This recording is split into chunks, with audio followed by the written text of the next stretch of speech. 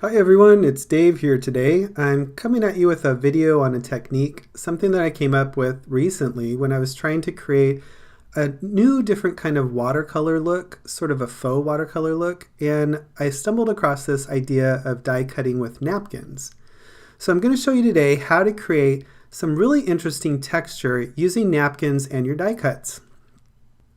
Now to illustrate the process, I'm going to be using the Silverdale branch die. This is a die I recently designed for the 2019 holiday collection, and just some basic paper napkins. These are just ordinary napkins. You can get them at any kind of supermarket. And I wanted to show you everything's all folded up there. The more layers that you fold up, the more layers are going to be die cut, and you can see how you want to fold them.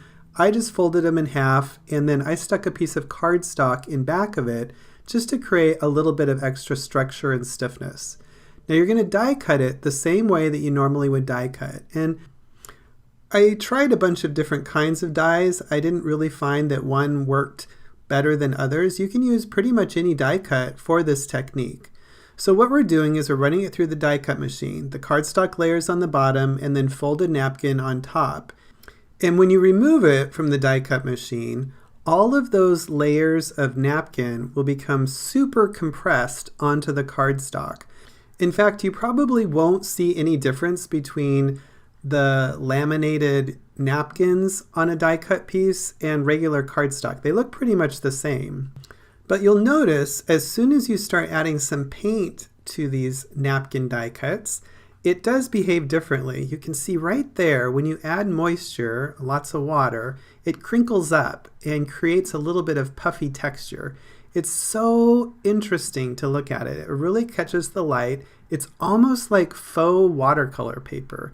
So this is an inexpensive way to use something that most of us have to create a whole new look with your die cut.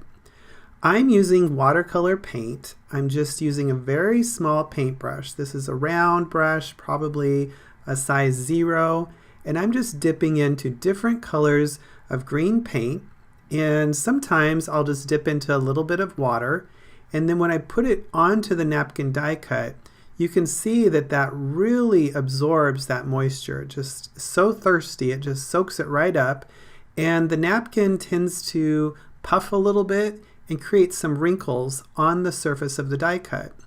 Now I'm putting all of that color around the die cut. You'll notice that it spreads quite a bit. Don't worry about this. This is all just kind of a collage-y sort of technique. If you're really careful, you could probably put the color exactly where you want to, but know that this paint moves a little bit. It travels just like you would expect it to on regular watercolor paper.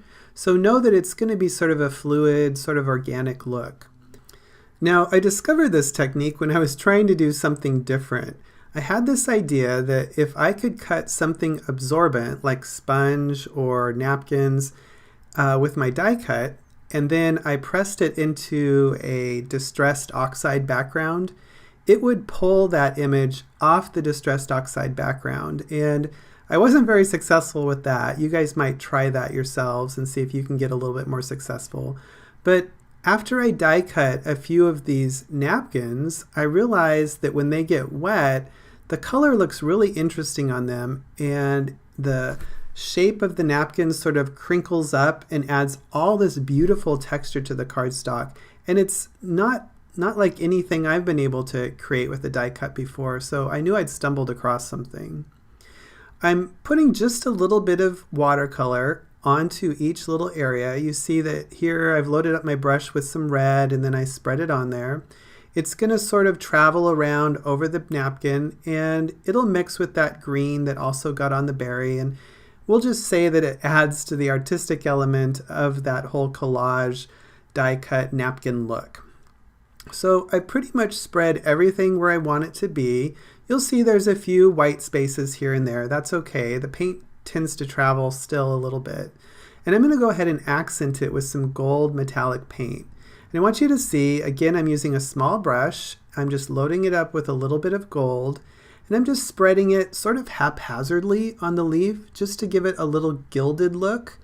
it'll sort of catch the tops and the bumps of those napkin ridges and add sparkly gold here and there.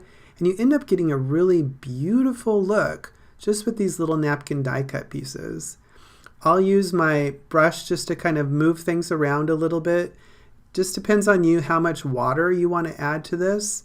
And then once you're done, you'll let it dry for, I would say at least 10 to 15 minutes.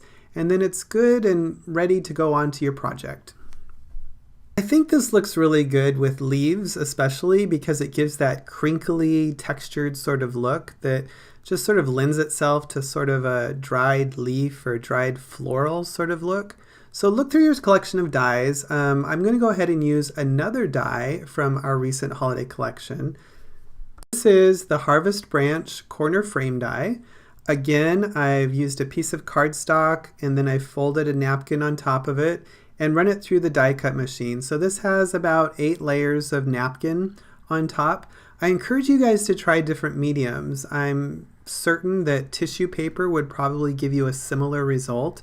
Again, anything that's very thin that will probably respond to water by puffing up and absorbing and moving that paint around, I think will work. The medium that you use to paint it is up to you. You could use some ink pad ink like Distress Oxides, Distress ink. I used watercolor for all of mine, but I think that you could probably use any water-based medium to do this basic technique. And I'm just following those same guidelines again. I'm starting with the leaves, and I decided to start with the darkest color first and let it sort of move around on the leaf a bit before I added a little bit lighter color of green and then encouraged that to move around. Now the more water you put on there, the puffier it gets and the more wrinkly it gets and the more the paint moves around. So you can sort of measure out how much you want to put onto the die cut as you get more experienced with working with this medium. I've taken my bigger brush, this is a number 4 round brush, and just loaded it up with some brown sort of caramely colored paint. And I'm just going and putting it all along the frame. You can see all I have to do is barely touch this, and that tissue, or the napkin rather, really absorbs that paint and it just flows right into it, puffs it up, and all those little cuts in the die really get accentuated because those cuts stay down and all that napkin sort of raises up around it. So that's where it's not quite like working with watercolor paper. Watercolor paper is terrific for moving fluid watercolor around. You add it and it'll move really well all over the paper. The napkin die cutting is different because it absorbs in and instantly puffs up. So it doesn't travel quite as far as watercolor paper, but you can experiment with how much liquid you add onto your brush, and then when you touch the napkin, it'll move depending on how much fluid there is. Now notice that some of that red and some of that green has gotten onto those stems, and that's no problem. I'm going to go with my darkest color last, so I've loaded up my brush with some brown watercolor paint. I'm going to paint right over that, and if it blends a little bit so that the brown looks a little green or red, that's okay. It's just part of the look of this particular process. I just want to encourage you to play around with this. The texture that you get is so beautiful. I hope you can see in the video how fluffy and textured this die cut gets once you add some moisture to it. I've decided to gild this too. Again, I've just spread some metallic golden paint on here. Any kind of metallic watercolor paint will work. Basically, you're just sort of whisking it over the top and it settles down into the grooves and makes things sort of puff up a little bit more. I'm going to do a close-up here. I've added little dots of metallic watercolor, and then I go back in with a slightly damp brush and just sort of rub it around so it just gets sort of a frosted look on these berries. The trick here is to put that gold paint down first and then quickly come back in with a slightly damp brush and rub it around, and you get this nice, soft, sort of faded golden look on there that's just so romantic and beautiful. So now that I've shown you a couple of die cuts that have some pretty big solid area, I also wanted to share with you a die cut that had some very thin die cut shapes to it, just to show you that this texture and puffiness still works on really fine line detailed dies. I'm going to do the same process again. This is the pine needle oval frame, and you can see that the napkin is absorbing the paint just like it would on the other die cuts. And the fine detail is still holding together. It doesn't puff up so much that you lose all those little pine needle twigs. I've put down a teal sort of blue spruce sort of color paint on there. And then I'm going to load up a larger brush and get some silvery paint and just sort of dab that on as well. It's going to mix a little bit with that blue paint, and that's okay. It just kind of gives a nice blended look and gets a little shimmery. And then I couldn't resist putting a little bit more gold on there. I thought the gold and silver and blue could make a really nice collage sort of look. I decided to end it there rather than paint the border, so I just let it dry, and you can see up close here it gets all that nice texture even on those fine lines. And I've incorporated it into the design of the die here, adding a sentiment, and you can see how it puffs up over the background and really creates some beautiful sculptural texture on a card. You don't get quite the same wrinkly texture as you do on solid shapes, so I decided to switch back to something that had a little bit more flat area to it. I grabbed the poinsettia die from Poppy Stamps, and I die cut out, just like we've been doing, layers of napkin on top of a piece of cardstock.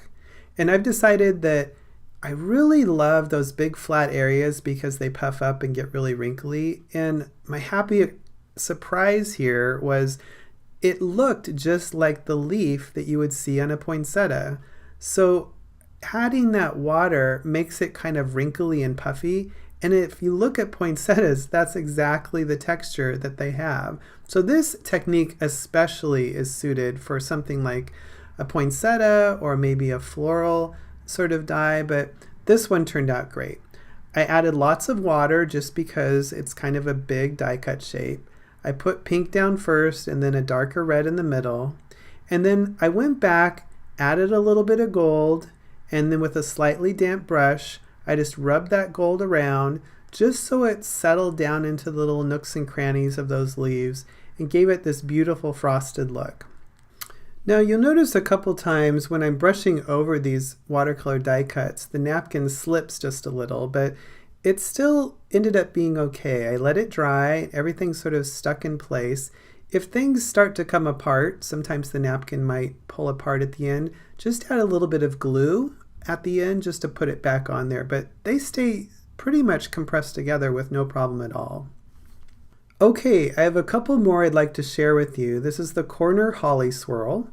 I don't think that you need to go and see all my painting again, so I'm just going to show you the final result. It's the same process, die cutting with the napkins and then adding different shades of watercolor and gold over the top. It makes a beautiful accent and it looks more carved than anything, especially with a die cut that has all these lines cut into it. And of course, after I saw how well the leaf turned out on the poinsettia and the corner holly, I got out some actual leaf dies and went to town with them. I did the same process, but this time added a whole bunch of different colors of watercolor on there to really make some interesting fall leaves. I gilded it with gold at the end, splattered the background, and you have a beautiful autumn card that's really artistic and fun to do. I hope you learned a few things today. Until next time, take care.